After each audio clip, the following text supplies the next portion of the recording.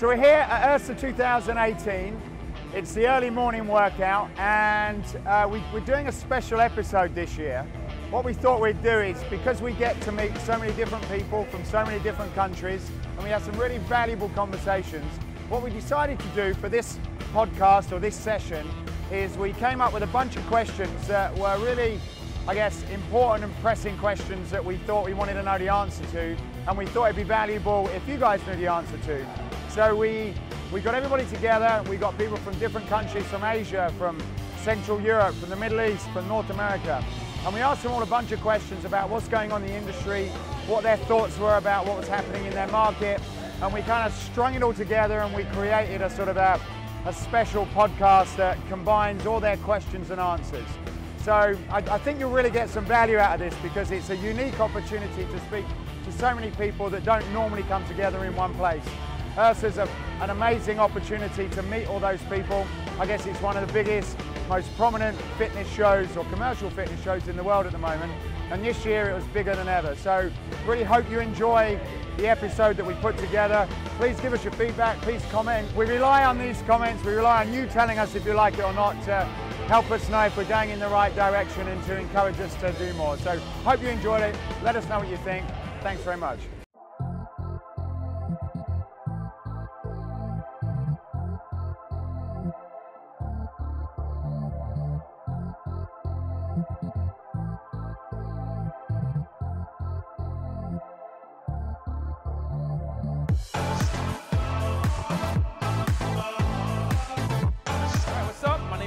Green. I'm the personal trainer to Dr. Oz, the author of No Excuses Fitness, and the founder of MyGreenLiving.com.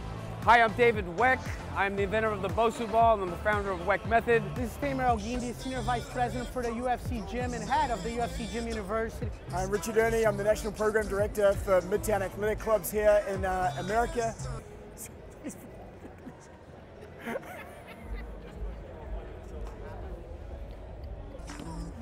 So I'm the National Program Director for Midtown Athletic Clubs, and this is the sort of stuff that you see going on in our club day in, day out. This is the way we engage members. This is not the normal programming. This is high level stuff. Heart rate up, yep, hot. My name is Brad Houks. I'm the General Manager of Athletics at Midtown Athletic Club in Chicago.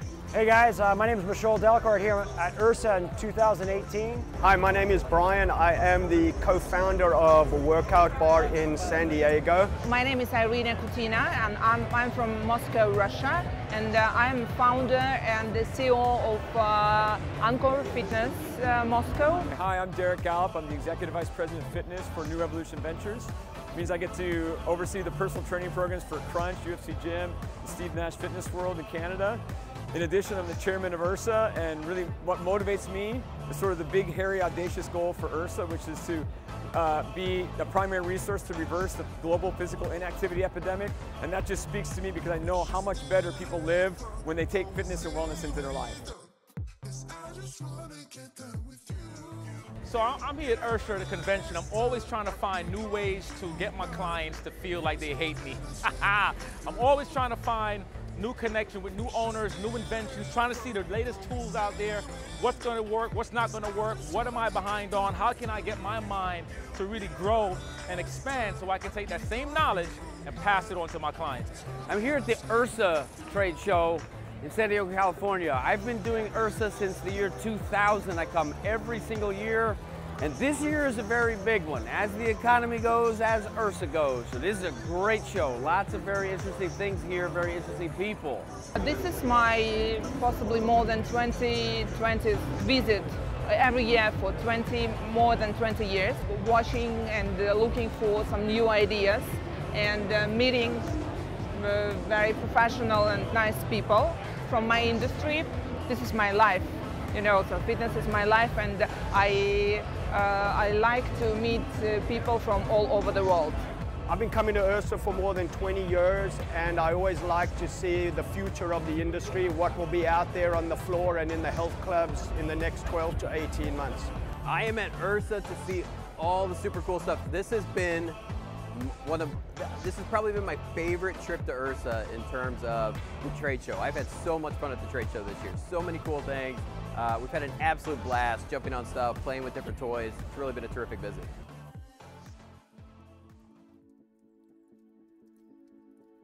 What empty space has yet to be filled in the fitness world? The gap that has yet to be filled in the industry, I think we have a lot of room to grow as an industry in terms of what we do with youth programming, how we look after kids in our clubs. I think there's a tremendous opportunity to do so much more programming for children, and as well as what we do with child care and how we engage kids in the club. So that's where I believe you're going to see tremendous growth in the future in youth programming. I think one of the gaps is just the understanding of complete programming. We're pretty good at breaking the body down, but in terms of adding sustainability or recovery to the body, I think that we still need to know a lot more about how to program for resiliency and how to program for recovery. And so IOM, our company, is looking closely at that. The applications through Viper Pro are looking closely at that. And I think you're going to see a lot more of that as the years flow by, because it's relevant to our abilities to continue to train and to continue to gain adaptation and to continue to improve. So, in the health and fitness industry, I think what I look at is we've done a really great job of creating fitness that's around adults, which is fantastic, but what it doesn't do is really, again, help with what my goal is to reverse the global physical inactivity epidemic. So one of the biggest things that I see out there is getting kids more active and getting more activity for children. There are some clubs that are really doing a good job with that, but I still think there's a bigger opportunity to really have kids start really enjoying the experience of being inside one of our health clubs. So the gap that I'm noticing that needs to be filled is we need to start to focus a lot more on senior citizens. We need to focus on people as they're aging, so they can also realize, like, as they're sitting down, they don't need to sit down all the time. They can actually get healthy, get fit, learn how to eat properly, learn how to build their cognitive senses, and not worry about Alzheimer's or dementia, because once you're moving, you get more flow through your brain, more circulation in your body, and you're gonna feel awesome. So the fitness industry needs to put a lot more emphasis on seniors and also people who are heading to that senior level. The space that we're filling right now, the social aspect of fitness, people don't communicate anymore. There's no socialization going on where humans are talking to each other. Most communication is done through social media where human beings don't talk to each other, they text message. So the space that's really fitting is creating communities with your fitness studio where you're building a family that works out together, hangs out together. I think that's the space that's really going to be filled, and Workout Bar is a big component of that as well. So I would say that the empty space is the 85% of people who don't exercise. They don't care about exercise. So we only have about 15% of the people who even care. And many of those people sign up in January at the gym, and by April they're no longer even doing it or going. So I think the empty space that's going to be filled is a generational transformation where the kids are taught better fundamentals, so movement is not a chore, and there's not this bifurcation of, oh, I live my life and I exercise. I live my life and I exercise. No, it's going to be a more integrated approach to movement, health, wellness, and just being a better human being. One capable of, appreciating the success of another, and forgiving the foibles of each other, and just making the world a better place. You are where your body is. That's where you live. And so you treat it better, you feel better, you act better, and that's going to fill in a lot of empty space. I've been asked, what are the trends, what's emerging in the fitness world? So the emerging trend that I'm noticing in the industry right now, back then it was all about the heavy weights, all about the aggressive stuff, but now I'm beginning to see a lot more functional exercises, which makes sense because we're talking about 85% of the population who is not exercising, which means they either have injuries, maybe they're obese, maybe they're beginners, and they cannot do all the hard stuff. So now we're beginning to see a lot more equipment that's designed not only for top athletes, but also for people, the at-home mom, the CEO, the traveling bus driver, and they're learning a lot more about functional exercise. which is what I love to do. I think functional training and functional equipment has finally come back. I think it was always here, but it got pushed down by high pieces of metal equipment, fixed point training, which has come and gone. I think we've realized that free motion and free range of motion workouts are way more beneficial than fixed point movements and heavy weight training. People are looking for more functional movements for their fitness. Well, I think that emerging trends that everybody can notice is you have a lot more micro gyms inside of the big gym. What do I mean by you can no longer survive with only traditional fitness. You gotta have functional training, mixed martial arts. You gotta have a variety of different activities to keep your consumer activated. Programming. The future of our industry is all about programming. We are ultra focused on programming. I think we were only at the tip of the iceberg in terms of what's going to happen with group training and group exercise. It's really, I see so many terrific things happening on the programming end of our industry.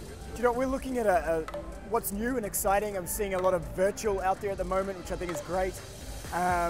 And we're seeing a lot more in the wearable tech area, and I think there's a lot more data gathering as well, and how people are gathering, you know, measurements of what members are doing in their clubs and how we're using that, and I think that's an exciting space. Right now in the industry, everything is going into smart, everything is going into data, and we need better things to see when we buy products. So for example, when we look at workout gear, it hasn't really changed for a decade. It hasn't really moved on to the next step, and this is where HiFit is coming from. We want to bring data, we want to bring knowledge, and we want to bring the interactiveness that the sensors can bring us into this kind of product, so it can give you better value and better understanding of what actually workout you're doing.